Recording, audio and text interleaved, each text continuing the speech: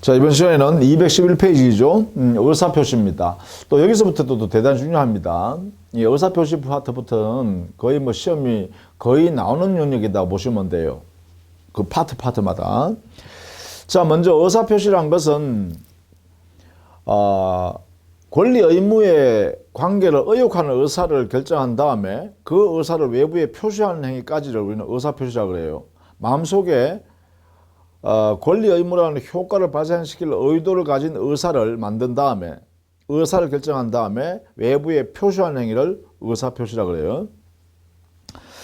자, 이러한 의사표시 구성 요소는 기본적으로 가만히 살펴보면 요소요.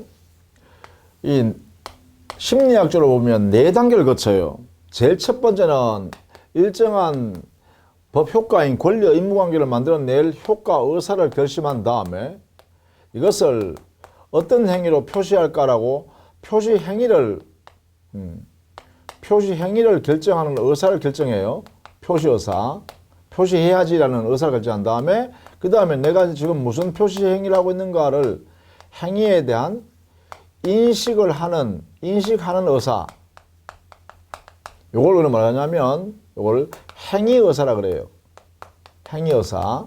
이 행위의사를 가지고 있는 상태에서 뭘 하냐? 바로 표시행위를 하죠. 이렇게 해요. 그럼 이런 과정을 거친다는 거예요. 그래서 보통 4가지죠. 효과의사를 정하고 그 다음에 표시의사를 정한 다음에 표시행위 하겠다. 그 다음에 내가 무슨 행위를 하고 있지? 라고 행위의사를 가지고서 표시행위를 합니다. 이렇게요. 결국은 이 행위의사와 표시행위는 하나로 이루어지죠. 이렇게 하나로. 내가 지금 무슨 행위를 하고 있다 인식하면서 표시하는 거 아닐까. 그렇죠. 내가 말을 하면서 내가 지금 무슨 말을 하고 있다고 인식하면서 표시하니까 내가 글을 쓰면서 내가 어떤 글을 쓰고 있다는 걸 인식하면서 글을 쓰죠. 그러니까 이 표시행위와 표시행위는 행위의사와 표시행위는 일체입니다. 일체. 하나로 이루어져요. 그냥 분리해보면 행위의사와 표시행위 이렇게 된다는 거예요. 자, 그런데 문제가 되는 것은 뭐냐? 우리 민법적으로 보면 권리 의무를 만들 의사를 결정한 다음에 그것을 인식하면서 밖으로 표시하면 의사를 결심하고 표시하면 의사를 표시한 게 되잖아요. 그러면 여기에 표시해야지라는 마음먹는 이 표시할 의사, 표시의사요. 이거는 없어도 관계없죠. 그죠? 표시의사란 표시행위를 해야지라는 마음먹는 것. 이거는 의미가 없다는 거예요. 법적으로는. 마음먹은 의사를 결정한 다음에 표시행위로 나가면 그러면 의사표시가 되어버린다는 거예요. 그러니까 의사표시 요소 안에 4가지 요소를 구체적으로 심리적으로 보면 이 단계를 거치지만 표시의사는 필요가 없다라고 해도 무방하다는 거예요. 그래서 이것을 의사표시 요소 중에 이것은 제외. 이거는 불필요하다. 이게 통설입니다. 표시의사는 의사표시의 요소가 아니다라고 해도 되겠다. 그죠? 자, 근데 만약에요. 우리는 이렇게 하겠죠. 갑이라는 사람이 자기 아파트를 예컨대 5억에 팔 의사를 결정했다면 요거는 마음속에 있죠. 내심이 있어요. 내심. 요게 뭐예요? 요게 팔 의사. 그러면 이 의사는 소유권 이전해 줄 의사가 있고 동시에 5억 돈을 받을 요걸 수령할 의사가 있는 거죠. 그죠? 이런 의사를 결정하는 거예요. 이게 내심의 효과의사예요. 마음속에 있는 효과의사예요. 요 효과의사. 요게 마음속에 있는 효과의사. 이것을 이제 뭐예요? 밖으로 이렇게 을한테 자기가 지금 말하겠죠? 표시행위를 하겠죠? 이렇게 합니다. 야, 내 아파트 5억에 팔 테니까 을 니 살래? 이렇게 한단 말이에요. 이렇게 표시행위 한단 말이에요. 표시행위. 그죠? 그러면 을이라는 사람은 어떻게 보고 이 사람은 마음을 알아요? 이 사람의 의도, 갑의 의도. 이걸 어떻게 알아요? 을이라는 사람은 그래요. 이 표시행위를 보고 이 의사를 알 수 있죠. 그러면 을이라는 사람이 갑의 의도를 아는 것은 여기에 있는 표시행위를 통해서 알아요. 그러면 표시행위는 뭐예요? 이 사람이 갑이 을한테 뭐 했어요? 야, 내 아파트 그거 파는데 소유권 넘겨주겠는데 대신에 돈 5억 줄래? 이렇게 하고 있잖아요. 그렇죠? 그러면 그 효과사가 요게 여기 들어가 있잖아요. 그래서 요 표시행위를 봐서 갑의 의도를 밝혀내는 것은 뭐라 하냐? 요거는 표시상에 나타나는 효과사죠. 표시행위 위에 나타나는 당사자, 저기에는 갑의 의도다 이거죠. 그래서 표시행위에서 나타나는 효과사를 표시상 효과사라고 그러고, 자, 갑 마음속에 요렇게 마음먹고 있는 요 의사를 뭐라 그래요? 이거는 내심에 있는 효과사다 이렇게 표현할 수 있겠죠. 그러면 우리는 이렇게 이야기할 수 있겠네요. 갑이라는 사람이 의도를 가졌다라고 할 때 효과사죠. 효과사를 가졌다라고 할 때 그 효과사는 크게 나누면 두 가지 형태로 분류할 수 있어요. 예를 들면 하나는 진짜 그 마음속에 표의자가 가지고 있는 마음먹고 있는 효과사인 내심적 효과사가 있고, 또 진이죠 이게. 그 사람의 진짜 의사에 마음속에 있으니까. 그 다음에 표시행위에 나타나 있는 의도가 있을 거예요. 그것을 뭐하냐? 표시상의 효과사라고 합니다. 자, 그때 이 갑이 을한테 표시할 때 내 아파트 팔 테니까 대금 5억 줄래? 라고 하니까 내심적 효과사가 그대로 표시상의 효과사와 일치되죠.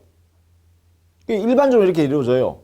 일반적으로는 내심적 효과사가 표시상의 효과사와 일치된 대로 나타난단 말이에요.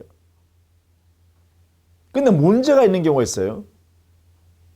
예를 들면 갑이 자기 아파트가 좀 좋은 아파트라 10억에 팔겠다는 의도가 있었어요. 10억 이렇게. 그럼 여기 표시행위도 야, 내 아파트 10억에 내 팔 테니까 니 살래? 이렇게 해야 되잖아요.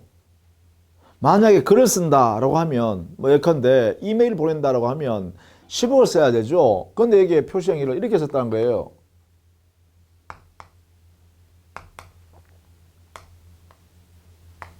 이렇게 해요.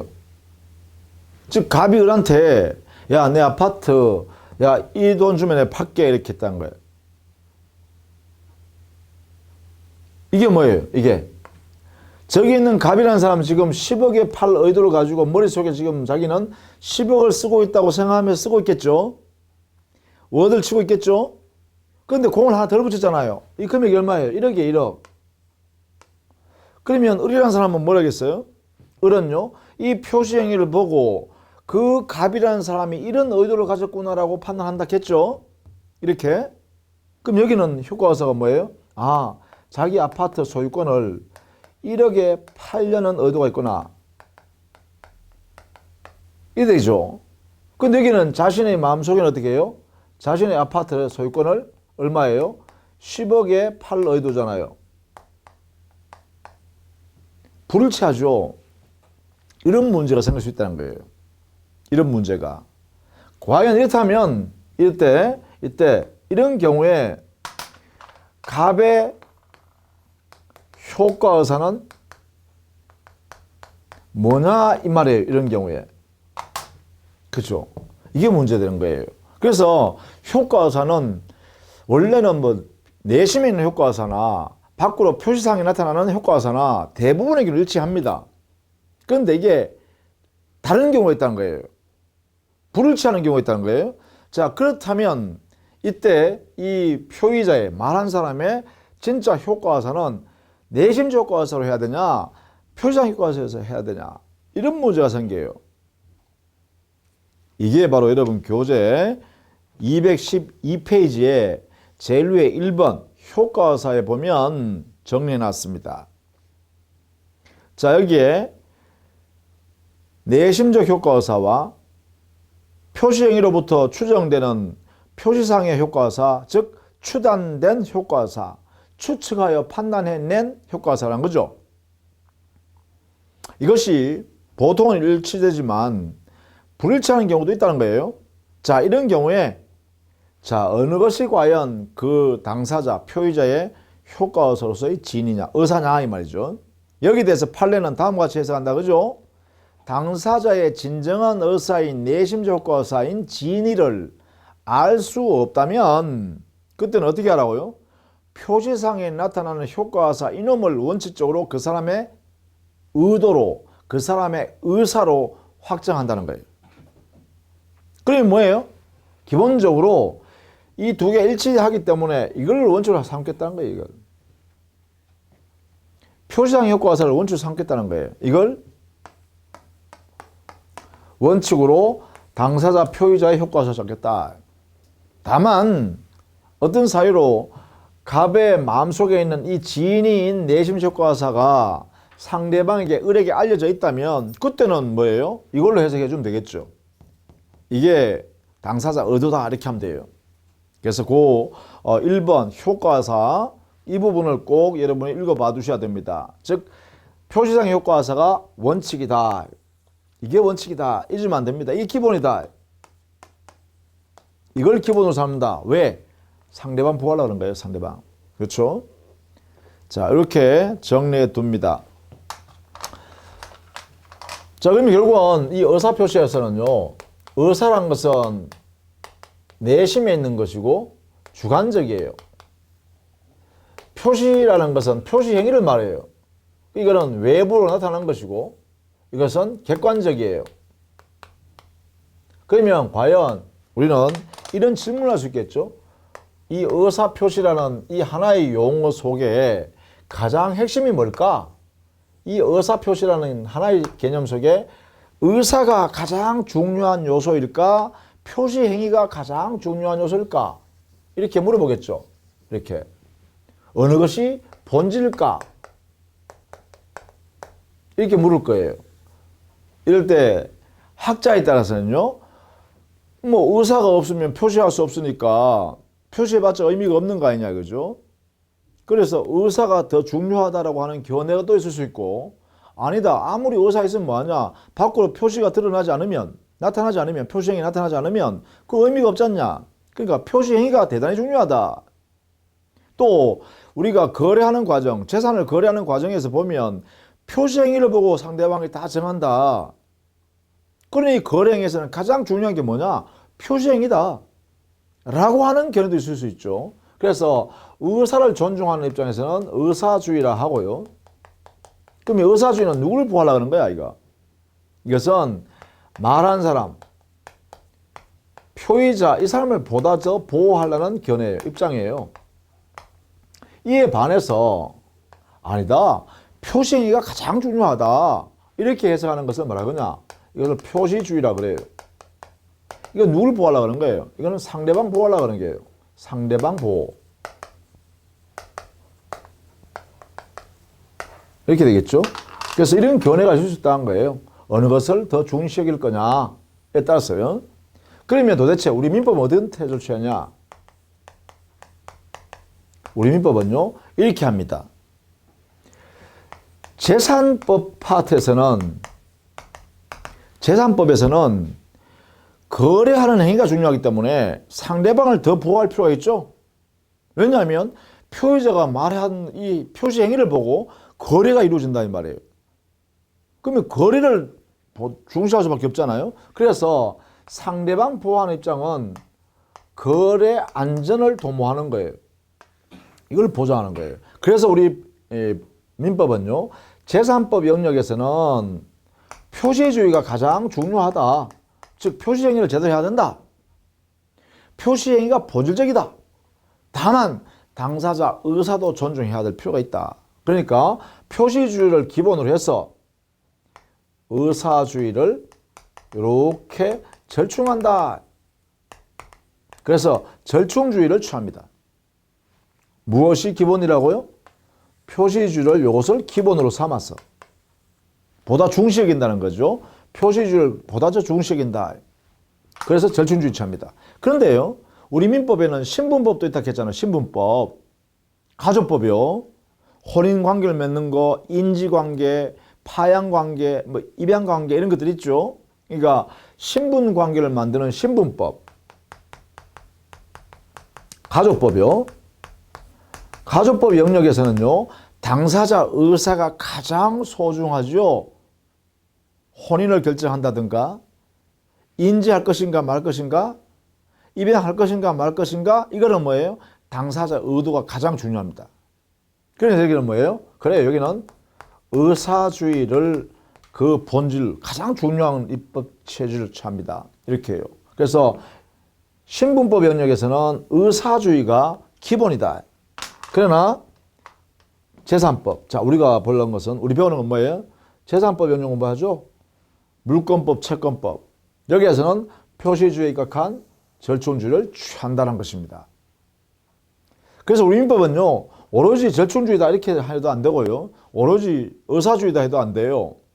이게 절충주의하고 이게 의사주의가 함께 공존하는 영역이에요. 재산법 파트는 보다 거래 안전을 중시 여기고, 그 다음 신분법 파트를 가면 당사자 의도를 가장 중시 여기죠. 진짜 혼인할 의사가 있는지, 진짜 이혼할 의사가 있는지, 이게 중요하다는 거예요. 이해입니까? 자, 이렇게 우리 민법은 취급을 하고 있다. 자, 이것도 역시 여러분 조심해서 알아두실 필요가 있겠다. 그죠? 그것이 여러분 교재는 213페이지에 거기에 4번요. 우리 민법의 태도, 절충주의 있죠? 이 부분을 정리를 잘 해 두셔야 합니다. 자, 그 다음에 의사표시 모습인데요. 의사표시 모습은 명시적인 의사표시와 묵시적인 의사표시 이렇게 나누어서 이 두 개는 직접적으로 상대방한테 의사표시를 하는 것이기 때문에 직접적 의사표시라 그래요. 즉 의사표시 유형이죠. 유형에는 직접적 의사표시, 이것을 명시적으로, 즉 명시적이라는 것은 상대방이 명백히 객관적으로 알 수 있는 그러한 행위를 하는 겁니다. 뭐 말을 한다든가 아니면 글로 표현하는 거죠. 가장 대표적이죠. 내 아파트 5억에 살래? 가장 명시적이죠. 글을 써서 워드를 친다든가 글을 써가지고 야, 내 아파트 5억에 살아 이렇게 편지 보낸다든가 할 경우도 명시적이죠. 근데 묵시적인 것도 있어요. 그죠? 직접적으로요. 묵시적으로 하는 경우도 있죠. 예컨대 야, 내 아파트 5억에 살래? 내가 팔게. 이럴 때 친구한테 했더니만 어리요? 고개를 이렇게 끄덕거렸어요. 아, 살 의사가 있다. 그죠? 이게 뭐예요? 그러한 거동을 통해서 말은 하지 않았지만 우리는 알 수는 있죠. 아, 그 의사 표시를 상대방한테 하고 있는 거죠. 직접적으로. 그죠? 그래서 그런 건 행위를 뭐냐? 보통 거동에 의한 의사를 표시하는 거예요. 거동에 의한 거. 이게 바로 묵시적 의사 표시다. 그죠? 즉, 말은 하지 않지만, 글은 쓰지 않았지만, 명백히 나타내지 않았지만, 거동을 통해서 우리는 객관적으로 이렇게 보면 그 사람의 의도를 확인할 수 있다는 것이죠. 이런 걸 우리는 묵시적 의사 표시라고 그래요. 그건 어쨌든 간에 명시적 의사 표시든 묵시적 의사 표시든 간에 의사 표시라는 면에서는 같습니다. 똑같은 효과를 주는 거예요. 직접적으로. 그죠? 그런데 간접적인 의사 표시도 있기는 해요.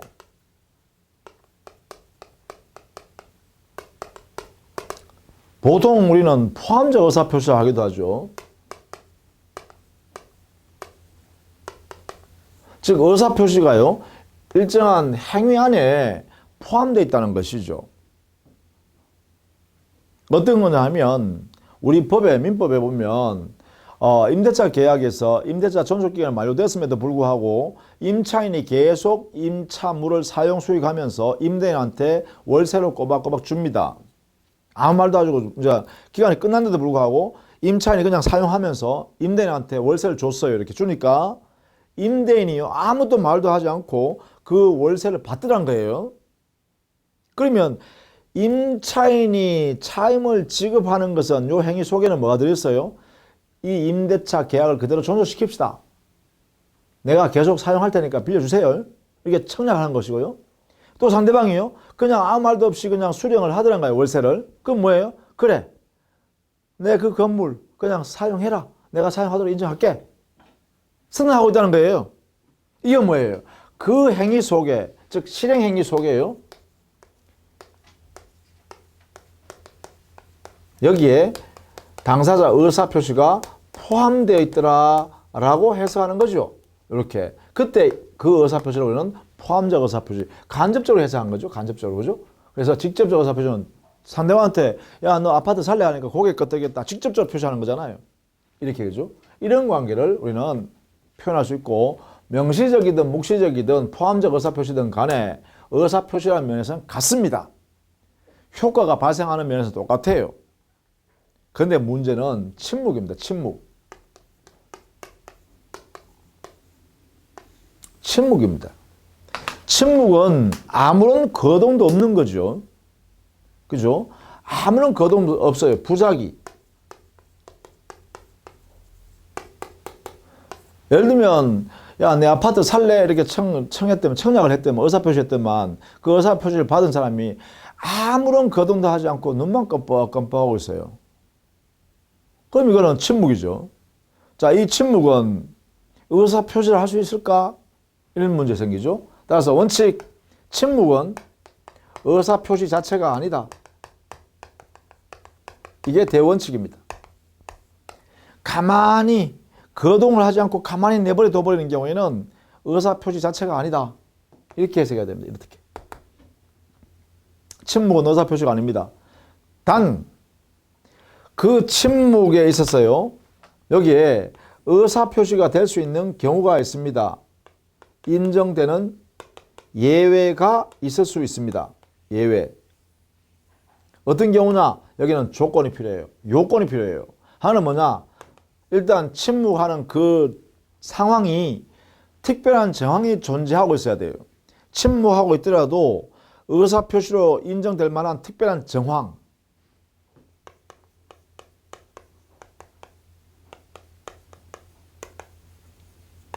동시에요, 이 침묵하고 있는 그 당사자가 내가 침묵하면 일정한 법 효과가 발생할 수 있는 의사표시에 해당된다는 것을 인식하고 있어야 돼. 침묵자 스스로가 의사표시가 된다는 걸 인식해야 돼. 이 두 가지 요건을 갖출 때만 예외적으로 침묵도 의사표시가 될 수 있어요. 예를 들면 이런 거죠. 어떤 내용을 결정하는데 여러 사람이 모여있는 상태에서 어떠한 내용을 결정하면서 찬성의 의사표시와 반대의 의사표시를 이렇게 물을 수 있잖아요. 이 어떤 A라는 사안을 정할 때 동의하는 의사표시와 부동의하는 의사표시가 있단 말이죠. 그러면 찬성하는 사람 손 거서해 주세요. 이렇게 하면요, 손 안 들고 가만히 있는 사람은 뭐예요? 그 A라는 사안에 대해서 거부의 의사표시를 하는 거죠. 나는 거기 동의할 수 없습니다.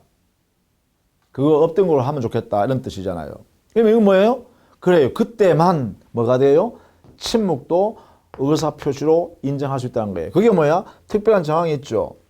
그 사안에서 이러한 내용의 의사를 표현하는 것인데 동의하는 사람은 손을 들고 그 다음에 거부하는 사람은 가만히 있어도 된다. 이런 거 아닙니까? 그 특별한 정황이 있고 동시에 가만히 있는 거부하는 사람은 의사는 뭐예요? 내가 가만히 있어도 거부의 의사표시를 하고 있는 것을 알고 있는 거죠. 인식. 그러니까 의사표시가 되는 거예요. 그래서 민법에서는요, 아니 이 세상을 살아가는 데서는 중요한 게 의사표시입니다. 그렇죠? 여러분이 어떤 의사표시를 하느냐는 거죠. 상대방한테 명시적으로 의사표시하든 묵시적 의사표시하든 아니면 침묵조차도 경우에 따라서는 의사표시가 될 수 있다는 것이죠. 그러니까 우리는 살아가면서 의사표시를 잘해야 된다는 거죠. 제대로 못하면 어떻게 돼요?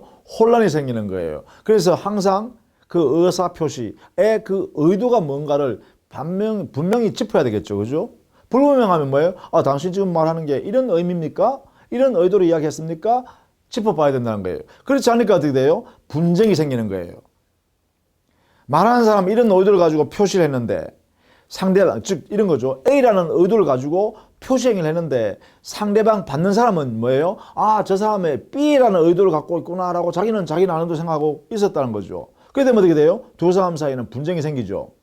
이걸 미연에 방지하는 방법은 뭐예요? 그래서 의사표시를 잘해야 된다는 거예요. 그리고 잘해야 되고 받는 사람도 잘 받아야 된다는 거죠. 그게 불분명하면 어떻게 돼요? 반드시 짚어야 된다는 거죠. 그래야만 미연에 분쟁의 소지를 없앤다는 것입니다. 안 그러면 포기하죠. 싸우지 않으려면. 그래서 여러분 이 의사표시를 배우는 것은요, 바로 이 세상 살아가는 방법입니다. 그리고 분쟁을 사전에 예방할 수 있는 방법이기도 하다라는 것이죠. 이 내용을 보시면, 그죠? 즉 마음속에 있는 의사를 밖으로 드러내는 행위까지가 의사표시이기 때문에, 또 의사표시를 했어서 표시행위를 가지고 상대방이 인식하기 때문에, 그래서 표시행위를 잘해야 되고, 그 다음에 그 표시행위 속에도 명백히 드러나는 내용들이 분명하지 않을 때는요, 그 받는 사람도 분명히 상대방한테 이러한 의도인지를 물어봐야 된다는 거죠. 그래야 분쟁이 없어지겠죠. 안 그러면 나중에 분쟁이 생겨서 뭐 해야 돼요? 굉장히 소모로 시간을 많이 소비하죠. 경제적 소모도 생기고요. 뭐 소송해야 되고 뭐 분쟁이 많잖아요. 그게 왜 그래요? 전부 다 의사표시 잘못해서 그런 거예요. 의사표시의 불일치 때문에 분쟁이 생긴다는 거예요. 그 불일치를 미연에 방지하려면 어떻게 돼요? 하나하나 짚어야 된다는 거예요. 표시하는 사람도 잘해야 되고, 내 마음속에 있는 의사를 잘 정해가지고 표시행위를 잘 보여줘야 된다는 것이죠. 그래야 분쟁이 소지가 없어진다는 것입니다. 그래서 여러분 민법의 의사표시는요, 그래요, 이 세상 살아가는데 가장 중요한 요소이기도 하기 때문에 그만큼 중요해요. 자, 이렇게 해서요, 의사표시에 관한 이야기가 214페이지까지, 거기에 침묵도 있습니다. 거기 침묵, 그리고 포함적 의사표시를 묵시적 의사표시에 전놨지만 이것은 조금 성격이 조금 다른 거예요. 그죠? 조금 다른 거예요. 포함적 의사표시, 이렇게 정리를 한번 해 두시면 좋겠다라는 것입니다. 자, 여기서요, 우리는 이 의사표시의 법률행위의 효력을 발생시키기 위해서 의사표시에는 일정한 유효 요건이 필요하죠. 의사표시가 존재한다. 그 존재하는 의사표시가 유효한 법률행위로 인정되기 위해서는 이 의사표시도 유효한 요소를 갖춰야 돼요. 그 유효한 요소가 뭐냐면, 마음먹은 의사를 그대로 표시행위에 일치되도록 해야 됩니다. 이렇게.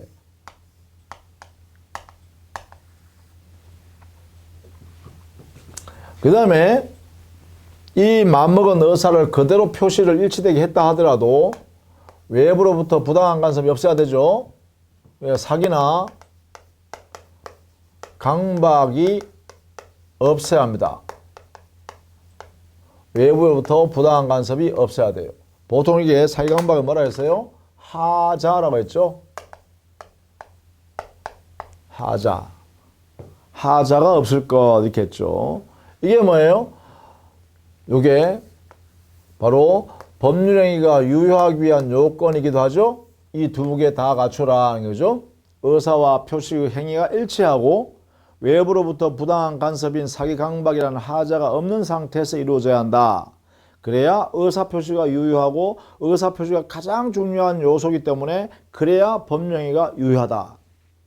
그래서 이걸 우리는 법률행위의 유효 요건 또는 효력 요건이라고 했죠. 이렇게 이 두 가지가 죠. 왜냐하면 이 행위 법령의 속에는 반드시 의사표시가 이렇게 들어가 있잖아요. 요소죠. 요소. 필수 부가결한 요소입니다. 이렇게 들어가야 되니까. 그렇죠. 따라서 이 존재하는 의사표시가 유효해야 법률행위도 유효하다 이렇게 되겠고, 유효하기 위해서는 뭐예요? 의사표시의 유효요건 두 가지를 다 갖춰야 된다 이 말이에요. 이렇게 두 가지를 모두 갖추면 정상적인 의사표시 되겠죠. 이렇게 하죠. 정상적인 의사표시가 되니까 그 의사표시가 유효가 될 것이고, 이렇게 유효한 의사표시가 될 것이고, 그것 때문에 법령이도 유효다 이렇게 되겠죠. 그러면 정상적이지 못하다라고 하면 비정상적인 의사표시가 될 겁니다. 그러면 비정상적인 의사표시는 유효가 될 수는 없겠죠. 원칙적으로. 그죠? 그래서 비정상적 의사표시는 뭐냐? 여기 첫 번째가 일치하지 않은 불일치가 발생하는 경우죠. 불일치한 경우. 또는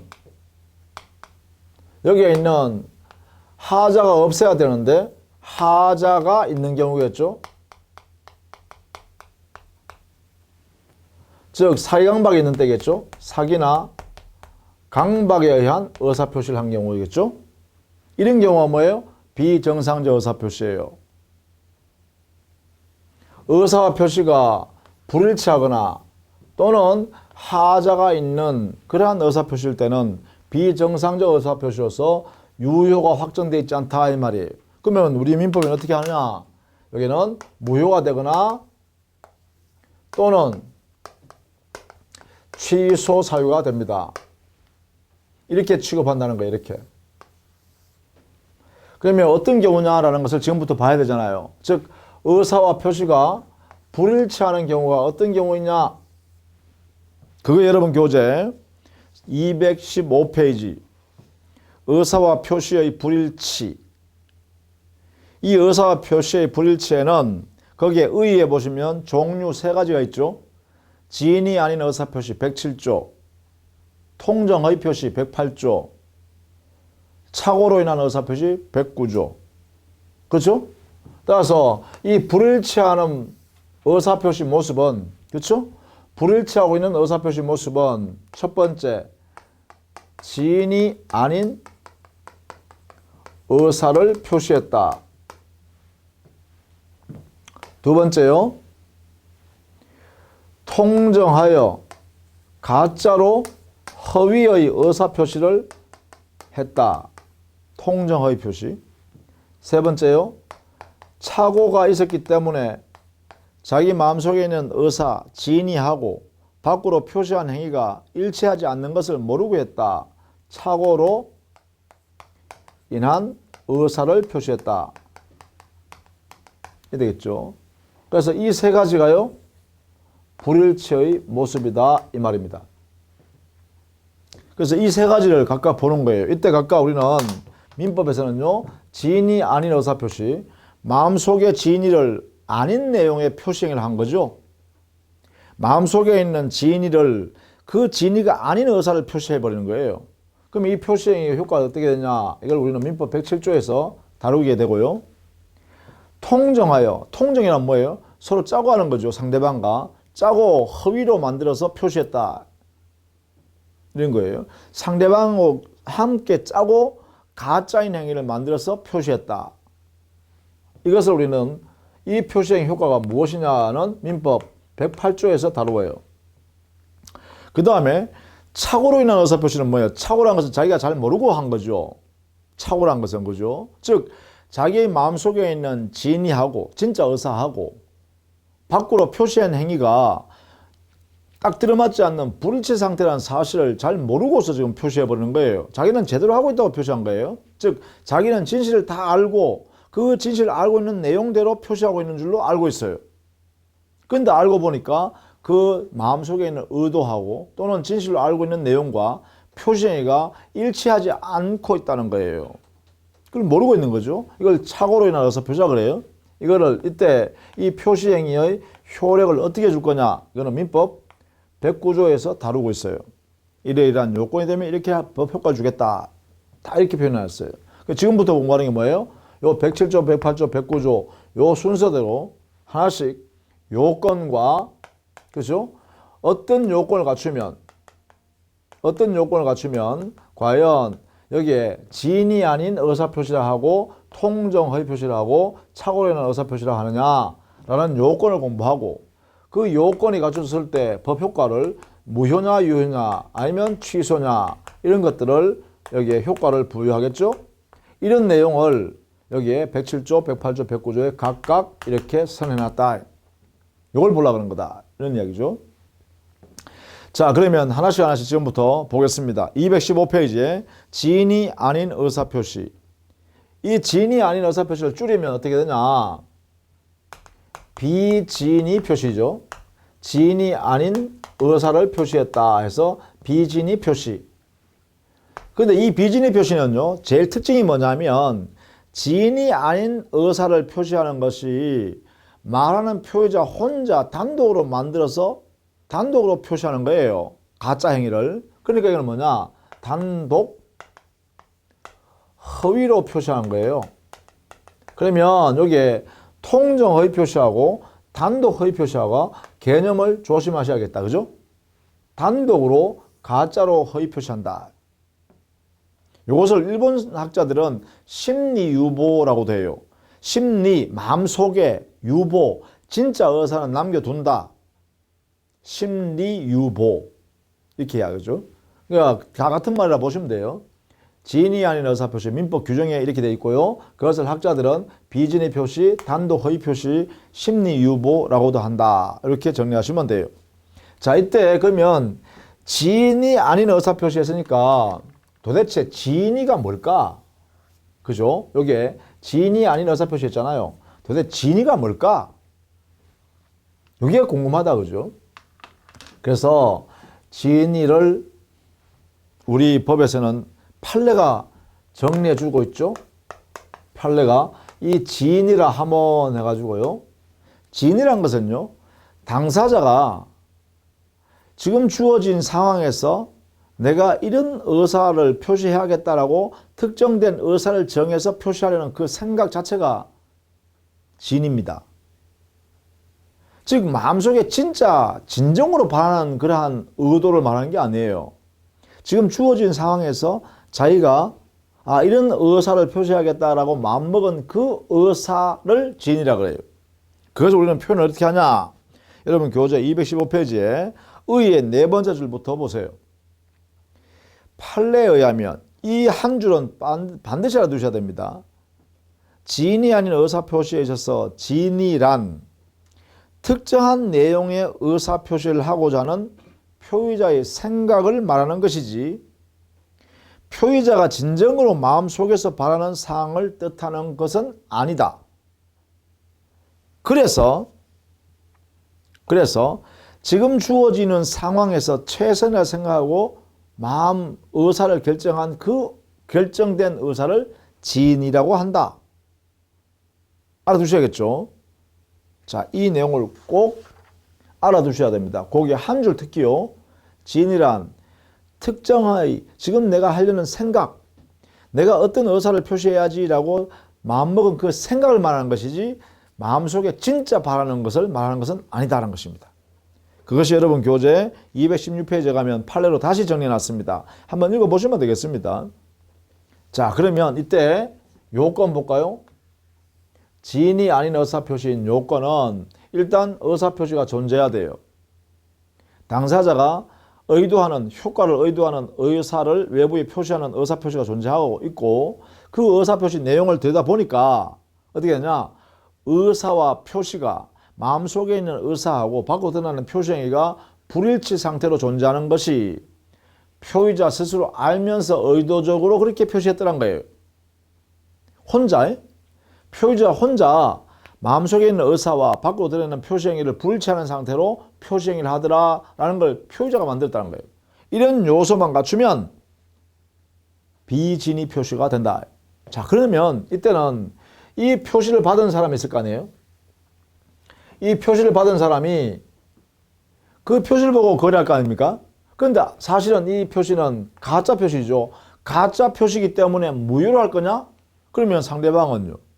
그 표시행위를 보고 믿고 거래하기로 yes 했는데 그 표시는 가짜이니까 무효다 해버리면 이 표의자, 상대방이요. 표의자의 상대방을 보호할 수 없잖아요. 그래서 우리 민법은요. 정합니다. 107조에서요. 진이 아닌 의사표시행위를 하면 이 표시행위 효과는 표시한 대로 효력이 발생한다라고 해서 유효라고 선언해버립니다. 의사 표시가 불일치함에도 불구하고 누구를 보호하려고 특별히 그래요. 상대방을 보호하는 게 더 중요하다는 거야. 왜? 표의자가 가짜의 의사를 표시했으니까 그 표의자는 보호할 필요가 없다는 거지. 그래서요. 여기는요. 비진위 표시, 진위 아닌 의사 표시의 표시행위는 표시한 대로 효력이 발생한다. 표시한 대로 유효다. 그래서 이거는 의미가 뭐예요? 그래요. 107조 진위 아닌 의사 표시는 유효한 취지가 뭐예요? 상대방 보호를 목적으로 하기 때문에. 상대방 보호하기 위해서. 이게 목적입니다. 원래는 이거였잖아요. 유효하기 위해서는 의사 표시가 일치해야 유효잖아요.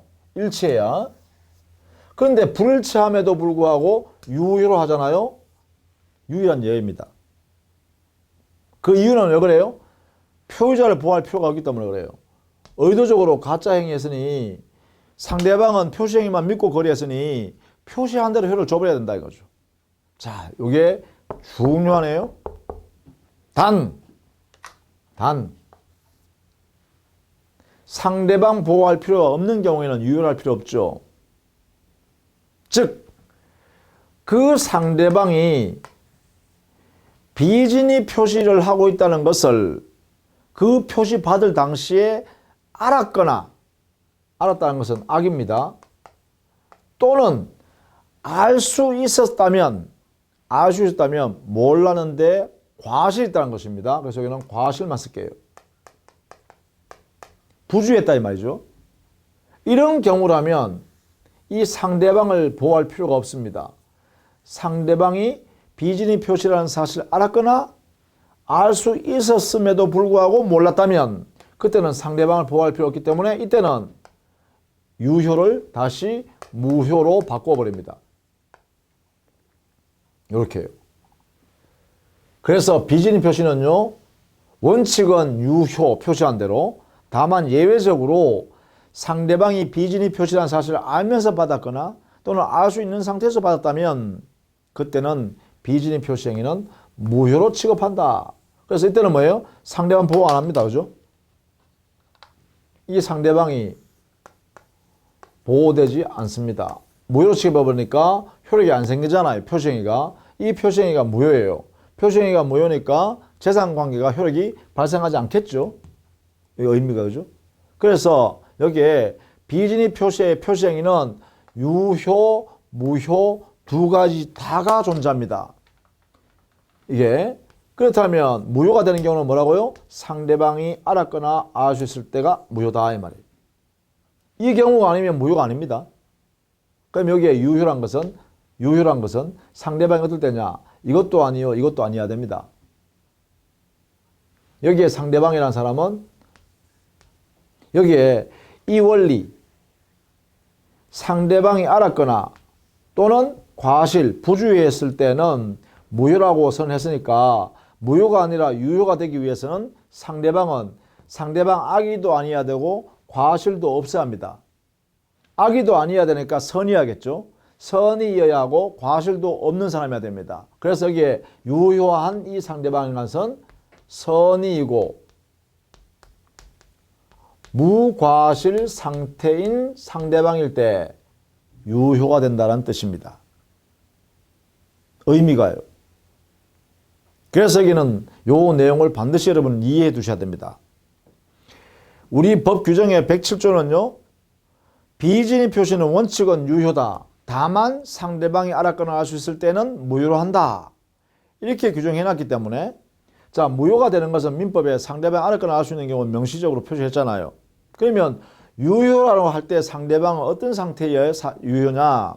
그 상대방은 바로 이것도 악의도 아니어야 되고 과실도 없는 것이어야 한다. 이런 의미이기 때문에 선이고 무과실인 상대방일 때만 그 거래행위가 유효가 된다. 이렇게 됩니다. 이 내용을 반드시 알아둬야겠죠. 자, 그것이 여러분 교재 216페이지에 하단에 3번 효과, 원칙. 비진위 표시는 표의자를 보호할 가치가 없으므로 자기 책임의 원칙에 따라서 표의자의 상대방을 보호하기 위해서 표시주의에 따라서 유효하다라고 해석한다. 효력이 그대로 생긴다. 다만 예외, 상대방이 표의자의 지인이 아님을 알았거나 알 수 있었을 경우, 알았거나가 바로 악이거나 이 말입니다. 알 수 있었을 때에는 이거는 과실이 있다는 것입니다. 이때는 상대방 보호 가치가 오히려 부정되기 때문에 이때는 무효로 취급하는 것이 옳다. 이때 상대방의 상대방의 과실이 있으면 누가 입증해야 되냐? 이때는 표의자 입증해야 합니다. 이거요. 즉 표의자가 무효라고 주장하기 위해서는 상대방의 악의 또는 과실을 비진위 표시한 표의자가 입증해야 됩니다.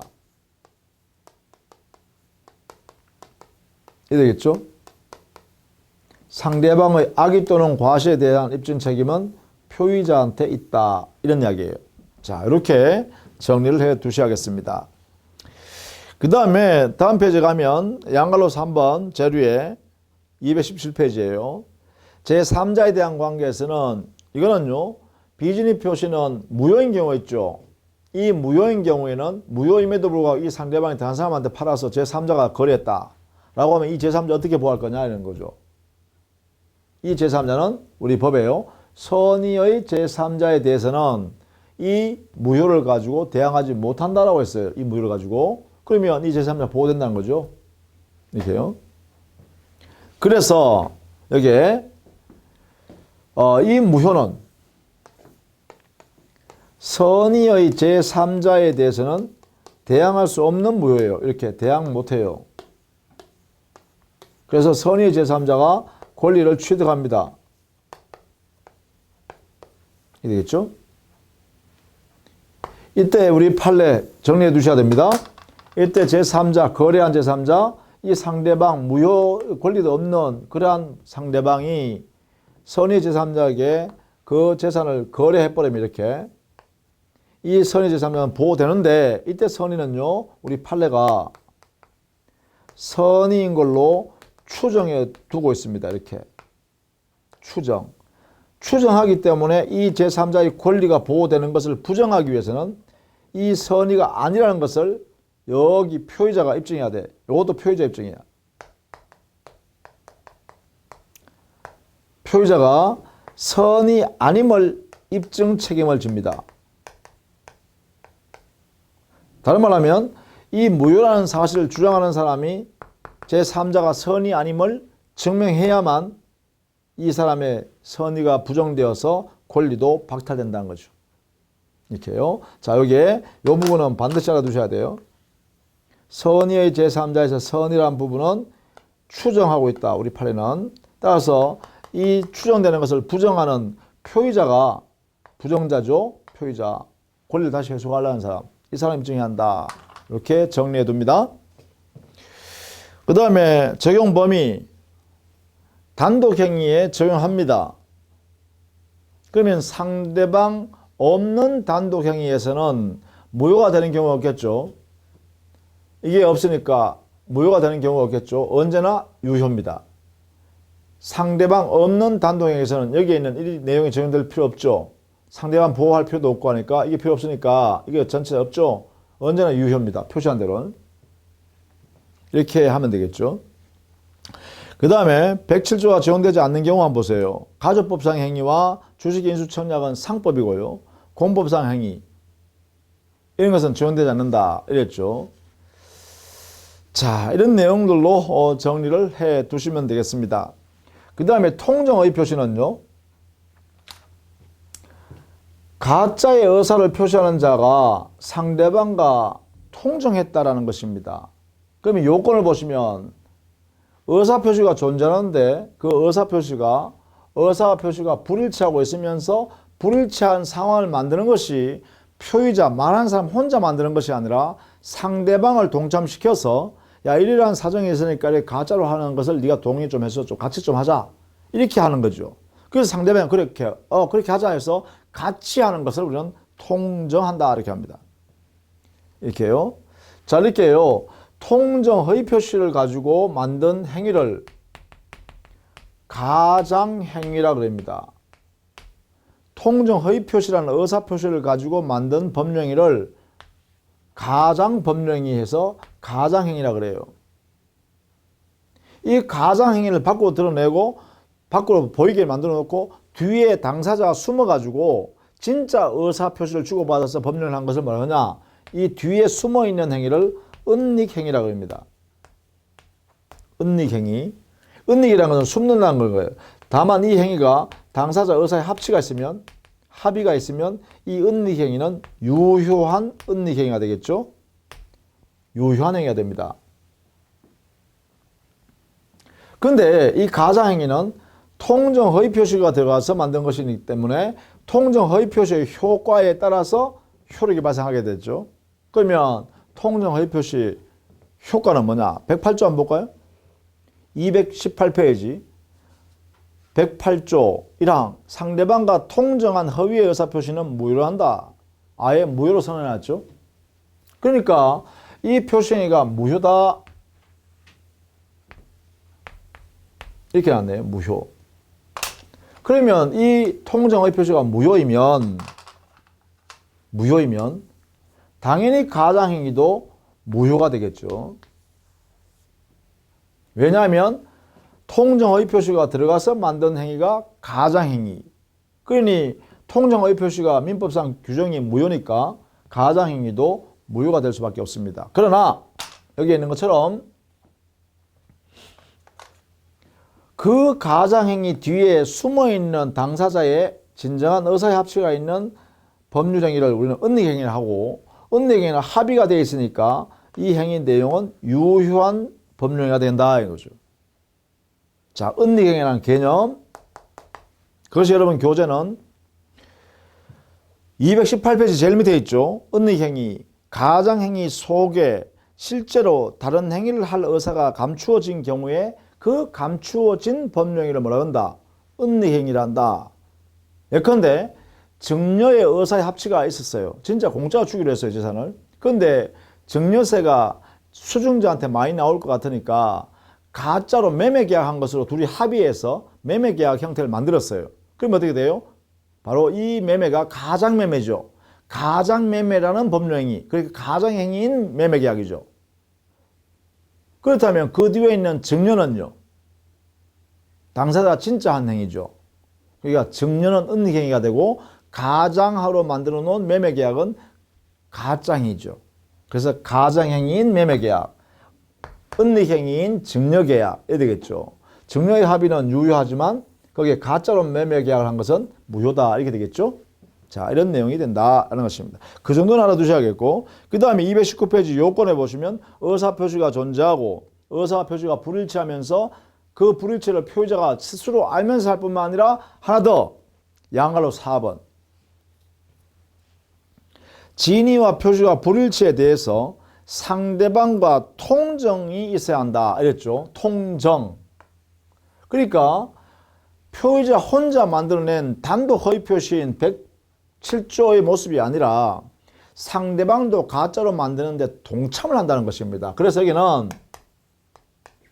통정이라는 것은 표의자와 상대방이 합의하에 이루어진다라는 것이고, 이 합의라는 것은 상대방이 양해했다라는 의미이고, 동시에 우리 사회에서는 보통 이렇게 하면 뭐라 그래요? 아, 둘이가 짜고 하는구나 이렇게 하죠. 짜고 하는 행위예요. 이걸 다른 말로는 통모했다 이렇게 표현하기도 합니다. 자, 이런 내용이 바로 통정이라는 요소가 여기에 들어간다는 것입니다. 이 통정이 있으면 우리 108조에서 무효가 되고, 통정이 없이 표의자 혼자 가짜로 만들어서 상대방한테 표시해버리면 107조 비진위 표시가 되니까 표시대로 유효가 돼버리죠. 그래서 통정의 유무에 따라서 진위 아닌 의사표시냐 통정 허위 표시냐 이렇게 나누어진다는 거예요. 이때 우리 통정은 판례는 주로 양해라는 말을 많이 써요. 판례. 학자들은 이런 용어를 많이 씁니다. 합의, 통모. 판례는 양해라는 말을 많이 씁니다. 그리고 사회에서는 짜고라는 말을 많이 쓰죠. 짜고 하는구나 이렇게. 자, 이럴 때 우리는 통정이라 합니다. 자, 통정은 요건이죠. 자, 그 다음에 이렇게 되면 효과는요, 220페이지에 당사자의 효과는 언제나 무효다 그죠?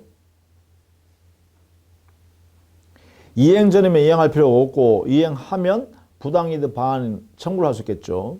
이때는 불법 원인급여가 아니기 때문에 103조가 아니니까 불법 원인급여 아니죠. 그러니까 당연히 무효임에도 불구하고 가장행위를 통해서 재산권을 넘겨줬다면 돌려달라 할 수 있다는 거죠. 따라서 부당이득 반환 청구를 할 수 있다 이렇게 되겠죠. 물론 우리가 채권이나 취소권이라 해가지고요, 통정의 표시에 의하여 가장행위를 통해서 자기 재산을 빼돌린 채무자가 존재하면 그 채무자에 대해서 채권자가 야, 너 가장매매하는 거 나 취소한다라고 할 수 있다는 거죠. 이를 채권자 취소권이라 그래요. 그것도 가능합니다. 자, 이렇게 해서요, 통정의 표시 기본적 의미를 했네요. 자, 그러면 이 두 가지를 정리를 좀 해봅니다. 107조 진위한 의사표시, 민법 108조 통정의 표시. 예를 들면요, 갑이 자신의 소유 건물을 줄 생각은 진위는 없으면서 표시는 내가 정려할 테니까 받을래라고 정려 표시를 했습니다. 불일치하게요. 얘가 알면서, 악의로 알면서, 갑이 알면서. 그럼 뭐예요? 이 사람은 107조. 그럼 이때 을이라는 사람이 이 표시를 받고 고맙다 받을게 라고 해버리면 뭐예요? 정려 계약이 유효하게 성립하는 것이 원칙입니다. 이때 이 을은요, 유효가 되기 위해서는 비진이 표시라는 사실을 몰랐고 모르는데 과실이 없는 상태라면 이 사람은 소유권 취득할 수 있죠. 따라서 을은요, 갑한테 소유권이라는 등기 청구를 요구할 수 있고 갑은 소유권이라는 등기를 해줘야 합니다. 이렇게. 그러면 을은 소유권을 취득한다 이 말이에요. 이게 바로 비진이 표시에 대한 유효라는 의사표시죠. 이게요. 유효기 때문에 정려계약도 유효가 되고 정려계약이 유효니까 을은 갑으로부터 소유권 취득할 권리가 있고 취득할 권리가 있으니까 소유권 받아올 수 있죠. 이렇게. 따라서 소유권자 등기하면 을은 소유권자가 되어버린다. 이 말이죠. 이때 을이 소유권자 되는 것은 바로 이 비진이 표시라는 사실에 대해서 몰랐고 모르는데 과실이 없는 을이더라. 이런 의미를 갖고 있습니다. 그런데 여기에 단서, 무효인 경우 어떤 거냐? 만약에 이 을이라는 사람이 알고서 받았거나 또는 부주의해서 받았다라고 한 경우라면 이 사람은 이 정려의 의사표시, 갑의 의사표시가 무효인 의사표시가 되고 내가 받겠다라고 이런 상태에서 받겠다라고 했더라도 이 정려 계약은 무효가 되겠죠. 무효가 되니까 이 사람은 소유권 취득할 수가 없죠. 소유권 취득할 수 없으니까 이때는 등기를 설령했다 하더라도 소유권이 없는 을이다 이 말이에요. 못 취득한다. 이게 바로 무효의 의미입니다. 무효. 자, 이게 바로 민법 107조 단서에서 말하는 상대방이 알았거나 알 수 있는 때는 이런 상태에서 받았다면 무효다. 무효니까 너는 소유권 취득할 수 없다. 다만 말이죠. 우리는 제3자 이 거래 행위를 보고 을이 이런 상태에서 소유권을 가지고 있는 상태에서 만약에 병이 이렇게 취득하면 어떻게 되냐. 그럼 이 사람은 선이라고 한다면 얘는 소유권 없지만 얘는 소유권을 취득해버린다. 이렇게 보호한다는 거예요. 선의의 병이기 때문에 이 선의를 뭐라고 우리 판례가 추정한다 이렇게 했어요. 추정하기 때문에 병이 선이 아니라는 것을 여기에 있는 갑이라는 사람이 이 사람이 이 거래가 무효이기 때문에 얘가 소유권 없고 소유권 없는 사람이니까 너도 소유권 취득할 수 없다라고 하려면 이 병의 선의가 아님을 입증 책임을 갑이 진다 이 말이죠. 즉 입증 책임의 내용은 뭐예요? 병이 악이라는 사실을 증명해야만 자기 권리를 회수해 갈 수 있다는 거죠. 입증 책임. 그래서 여기에 선의 유무에 관한 입증 책임은 갑이 진다라는 것입니다. 표의자 지는 거죠. 이렇게. 자, 이게 뭐냐면 이게 107조에 관한 문제예요. 107조. 그 다음 108조. 통정 허위 표시. 자, 이것은 어떻게 되냐. 이것은 이런 내용이 되겠죠. 자, 예를 들면 갑은 자기 채권자 10억짜리 채권을 가지고 있는 채권자가 A가 있습니다. 이렇게. 자, 이 사람은 그러면 10억 채무가 있는 거죠. 자, 이때 자기는 유일 재산인 10억짜리 건물이 하나 있습니다. 이렇게. 그러니까 이 A라는 채권자가 강제집행할 것 같으니까 자기의 절친한 친구 을한테 야, 내가 지금 이런 상황인데 네가 좀 사는 걸로 좀 해줄래? 라고 하면 얘는 팔 의사가 진위가 없습니다. 그런데 네가 좀 사줄래? 라고 표시했죠. 그런데 이거는 불일치하는 내용을 스스로 알면서 하고 있죠. 그런데 이 알면서 만드는 게 뭐예요? 을이 그래 동참해 줄 수, 그래 그러자 내가 도와줄게 라고 동참해서 했다면 이러한 가짜 행위를 하는데 을이 도움을 줬죠. 짜고 합의하에 했죠. 을의 양해하에 했죠. 이게 뭐예요? 통정했죠. 그럼 이때 갑의 이 의사표시가 민법 108조 통정의 표시. 그러면 을이 매매 계약한 것처럼 둘이가 꾸몄으니까 이 매매는 가짜로 한 가장매매. 가장매매는 바로 뭐예요? 통정의 표시라는 이 의사표시가 들어가서 만들었으니까 가장행위가 되겠죠? 이렇게요. 이 의사표시가 통정의표시.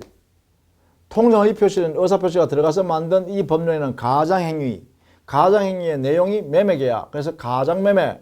그러면 이것이 무효이면 이것도 가장매매도 무효가 되겠죠. 그러면 얘 앞으로 소유권 이전 등기했더라도 소유권 없는 사람이죠. 왜? 무효니까. 소유권 못 취득할 사람이죠. 따라서 이 사람은 소유권 없는 사람입니다. 자, 이런 경우에 만약에 이런 경우에 이 소유권 없는 사람에 대해서 이렇게 병한테 처분해버렸다. 이 등기를 을이 가지고 있으니까 이 등기를 믿고 병이라는 사람이 사버렸다. 이렇게 자기 앞으로 이렇게 건물을 샀다. 그러면 원래는 을이 팔면 안 되죠. 그런데 자기가 돈이 필요하니까 자기 앞으로 등기 있다는 것을 근거로 해가지고 기와로 해서 팔아버렸단 거예요. 그래서 살 때 병이 이런 사실을 모르고 샀다 이 말이죠. 이런 사실을 모르고. 그럼 이 사람은 어떻게 된다고? 얘는 소유권 없지만 얘는 소유권을 취득한다라는 것이죠. 이때 이 사람은 표의자 갑은 얘에 대해서 대항할 수 없다는 거죠. 선의의 제3자니까. 그래서 입증 책임 누구한테 했다? 표의자 갑이 입증 책임을 진다. 뭐에 대해서요? 병이 악이라는 것을 입증해야만 요 선의에 관한 입증 책임이에요. 왜냐하면 법원이 뭐라 했어요? 이것을 추정한다라고 했죠. 판례가 이렇게 제3자는 선의로 추정한다 했습니다. 추정하기 때문에 갑이 입증해야만 자기 재산을 빼앗아갈 수 있다는 거죠. 자, 이런 경우다. 그죠? 자, 이런 내용이고 만약에 그러면 이렇게 돼 있는 상태라면 어떻게 될 거냐? 그러면 저기 있는 채권자 A는요. 여기는 채권자 A는 이 채무자 갑이 채무를 변제하기 위해서는 이 10억 원의 재산을 처분한 다음에 돈을 받은 다음에 자기한테 변제해야 되잖아. 유일한 재산을 이렇게 빼돌리는 행위를 유일하게 가만히 놔둘 수 없잖아요. 이때 이 채권자한테 우리 민법은 406조에서요. 채권자는 이 매매계약, 가장매매계약을 취소할 수 있는 권리를 인정해 주고 있다 이 말이에요. 이걸 우리는 채권자 취소권이라고 하고 406조에 인정해요. 유일한 재산을 채무자가 이렇게 가장매매로 빼돌리는 행위라면 이 가장매매 자체가 이 채권을 사기로 침해하려는 의도다. 그죠? 기망해서 침해할 의도이기 때문에 이것을 이 가장매매가 바로 사해행위. 이게 사해행위가 된다 이 말이죠. 이 사해행위에 대해서는 채권자가 취소권을 행사할 수 있도록 한다라는 것이에요. 그래서 이 가장매매는 채권자 취소권에 의해서 취소가 되어버릴 수도 있다라는 것입니다. 이게 바로 통정허위 표시에 관한 이야기다라는 것이죠. 자, 이렇게 했어요. 제3자와 관련해서도 자 정리했으니까 그러면 제3자에 대한 것은 어떻게 되냐 봅시다. 220페이지에 제일 밑에 양갈로 2번에 제3자에 대한 관계 보시면 허위 표시는 선의의 제3자에 대항하지 못한다. 이게 바로 108조 2항 그 규정에 있죠. 제3자는 선의만 하면 돼요. 과실 여부는 따지지 않아요. 부주 있냐 없냐 따지지 않아요. 선의 몰랐다라는 언제? 거래 행위 당시에. 그 다음에 제3자 범위는요. 제3자란 것은 상속인을 제외하고 포괄승계인 같은 상속인 제외하고 제3자 중에서 새로운 이해관계를 맺어야 돼요. 무효인 법률행위를 기초로 새로운 이해관계를 맺은 여기에 있는 제3자. 이 사람을 제3자라 그래요. 이것을 기초로 새로운 법률관계 이렇게 맺었죠. 새로운 매매계약 이렇게 맺었단 말이에요. 이때 이 제3자만 제3자다 하고 이 제3자가 선의이게만 하면 보호된다는 것이죠. 이 사람이. 자, 이런 내용이다 라는 것입니다. 그래서 이게 니은에요. 제3자에 포함되는 사람, 포함되지 않는 사람 이걸 판례 통해서 정리되는 건데 이것은 여러분이 보시면서 좀 암기를 하셔야겠습니다. 문제 풀라 그러면요. 자, 그 다음에 다음 페이지에 디귿 동그라미에 선이란 것은 허위 표시란 사실을 모르고서 거래했다는 것이고 여기서는 과실 여부는 따지지 않는다 했어요. 선의 제3자 할 때 선의의 무과실이든 선의의 과실이 있는 제3자든 관계없이 보호됩니다. 다만 거기에 보시면 제3자는 선의로 추정된다 라고 했고 판례가 선의로 추정하기 때문에 악이라는 사실을 표의자가 즉 무효라고 주장하여 그 재산을 취득하려는 표의자가 입증해야 된다. 무효주전자가 입증해야 된다는 것이죠. 자, 그런 내용을 반드시 알아두셔야겠습니다. 그 다음에 리얼에 대항하지 못한다는 것은 표의자는 주장을 못하지만 표의자는 무효라고 주장할 수 없지만 상대방은 선의 제3자는 스스로 무효인 것을 인정해 줘버리는 것은 무방하다라는 뜻입니다. 그래서 그것을 여러분 같이 알아두시면 되겠고 그 밑에 제3자에 해당되는 사람, 해당되지 않는 사람을 정리해 놨으니까 여러분 한번 참고해서 봐두시면 되겠습니다. 자, 그 다음에 이 108조가 적용되는 범위에 관한 이야기인데요. 적용 범위. 기본적으로 이것은 민법의 재산권에 관한 의사표시에만 적용됩니다. 다만 상대방 없는 단독행위에서는 적용될 수 없겠죠. 상대방이 없기 때문에 상대방 없는 단독행위는 상대방의 동참해서 통정할 수가 없죠. 즉 합의해서 가짜로 만들어낼 수가 없죠. 그래서 상대방 없는 단독행위에는 108조 통정허위표시의 규정이 적용될 수 없다라고 해석하는 것이 일반적이다. 그죠? 그 다음에 가족법 같은 데는 적용하지 않습니다. 신분법에는 별도의 규정을 두어서 그 규정에 따라서 효력을 부여하기 때문에 여기에 있는 뭐 통정의표시라든지 지인이 아닌 의사표시라든지 이런 것들은 가족법의 영역에서는 적용하지 않습니다.